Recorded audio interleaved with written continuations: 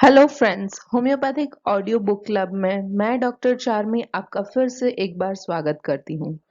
इस चैनल का main M यही है कि होम्योपैथिक लेजेंडरी प्रैक्टिशनर की आवाज़, उनकी दी गई क्लिनिकल एडवाइस जो उनकी बुक्स में उन्होंने बताई है, उसको सबके साथ शेयर करें, जिससे हम अपनी होम्योपैथिक प्रैक्टिस को और भी रिफाइन कर पाए, क्लिनिक में बेहतरीन रिजल्ट दिखा पाए। सो जल्दी से हम चलेंगे आज की बुक की तरफ जो है बॉलन्स pneumonia.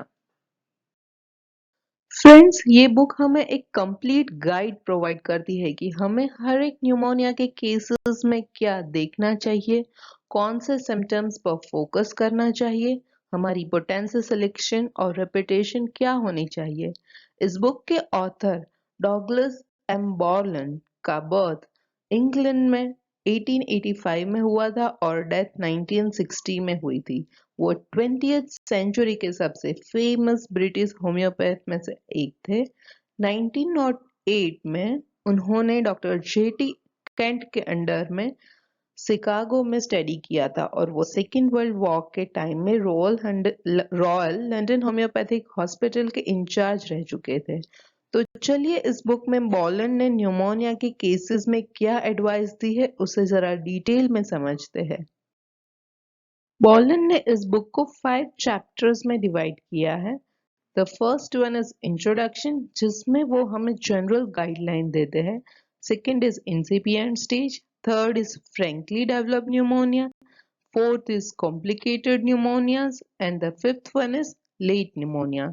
So let's see the first one, general guidelines in detail.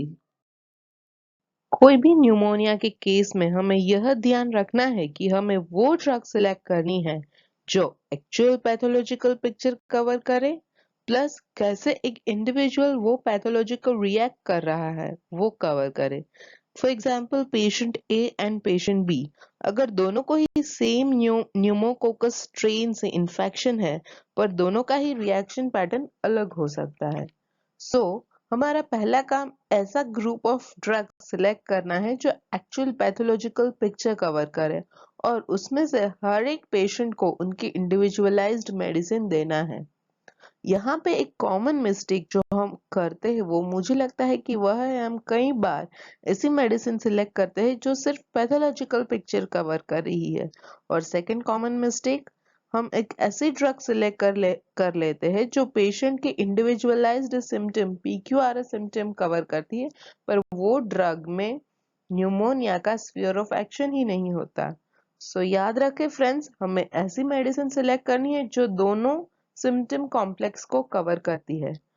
Homeopathic prescribing का सीक्रेट यही पॉइंट्स पे डिपेंड करता है कि common symptom of the disease plus individualised pattern of the patient to react to that pathology, हम दोनों चीज को देखें।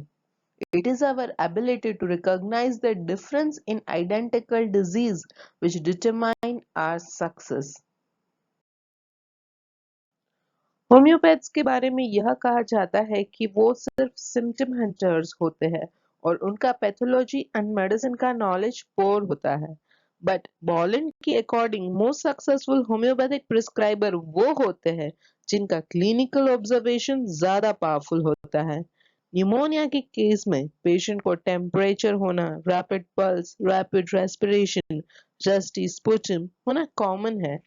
What differentiate one patient from other is which side is affected, right, left, upper zone, middle zone, lower zone. What is the type of coating on the tongue? The mouth of the patient is dry or moist. Patient thirsty है कि thirstless है.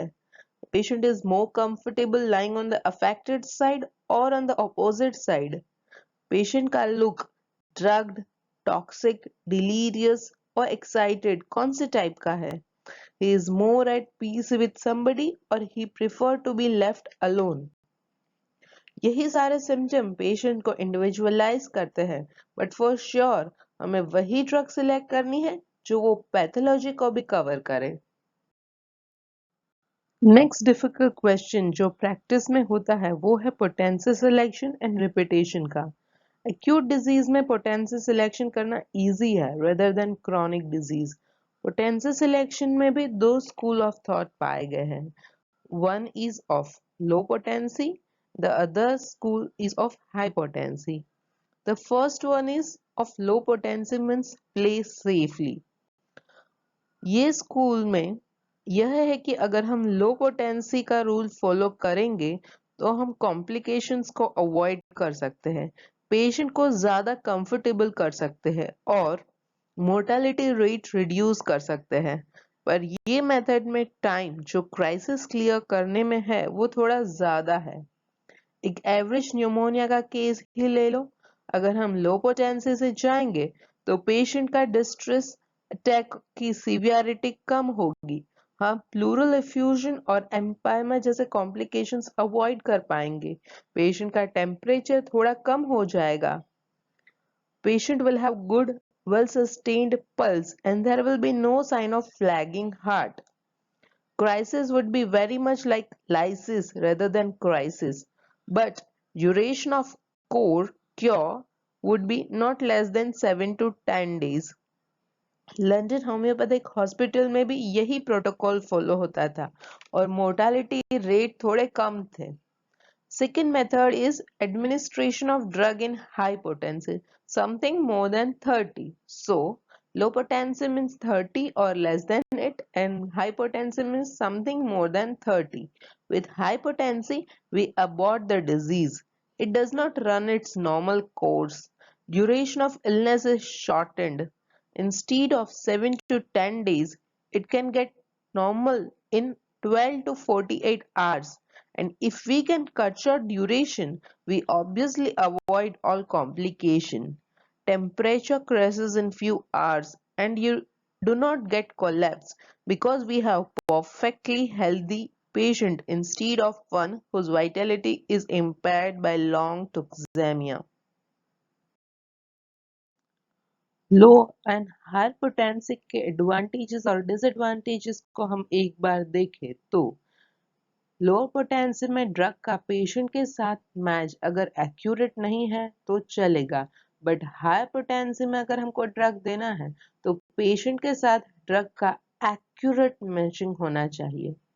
Lower potency को practice करना थोड़ा easy है and safe है, so it's more better for the beginner to go for lower potency. Higher potency से practice करना थोड़ा डिफिकल्ट है, इसीलिए ज्यादातर experienced homoeopath higher potency prefer करते हैं. ये थोड़ा डिफिकल्ट जरूर है हायर पोटेंसी प्रेफर करना, बट जिसने एक बार हायर पोटेंसी के रिजल्ट्स देख लिए हैं वो कभी लोअर पोटेंसी की तरफ जाना पसंद नहीं करेंगे बिकॉज इसमें इतने अच्छे क्विक रिजल्ट्स भी मिलते हैं. लोअर पोटेंसी से प्रैक्टिस करना है तो ड्रग का या मटीरिया मेडिका का नॉलेज थोड़ा कम हो तो भी चलेगा. हायर पोटेंसी में प्रैक्टिस करने के लिए हमको डिटेल ड्रग होना जरूरी है, but is worthwhile acquiring to obtain better results.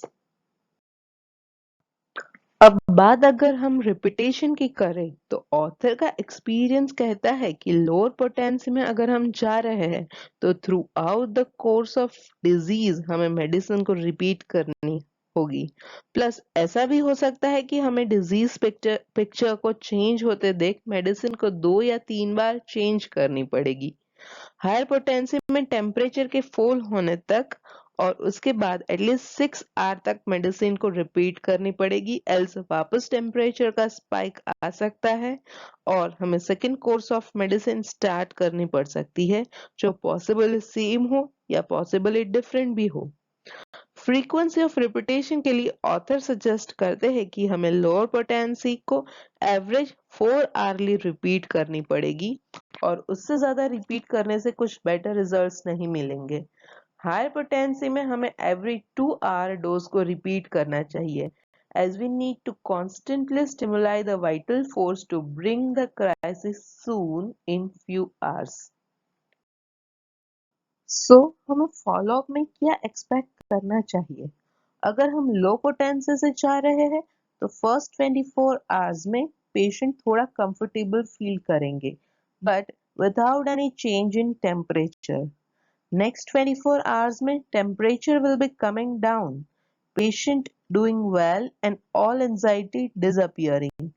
At this point, we may require a fresh prescription and there will be nothing dramatic and there is no reason for hurry. On the contrary, अगर हम hypotension से जा रहे हैं and we are giving repetition every 2 hourly, then first 6 hours में temperature will fall down. In the next 12 hours, it will be normal and in 24 hours, the patient will be very much better. So friends, this was all about general guidelines for the cases of pneumonia. I think this holds true for majority of the acute clinical conditions. I hope you found this video useful in your practice, and if so, subscribe this channel and press the bell icon to get the notification of all the new videos. Thank you friends I really want कि हम सब अपनी practice में champion बने। आपके कुछ भी suggestion है प्लीज आप कमेंट बॉक्स में रखें या मुझे ईमेल करें at homoeopathic audio book club @gmail.com पर। हम जल्द ही बॉल एंड न्यूमोनिया के पार्ट 2 को आपसे शेयर करेंगे। तब तक के लिए goodbye and take good care of yourself.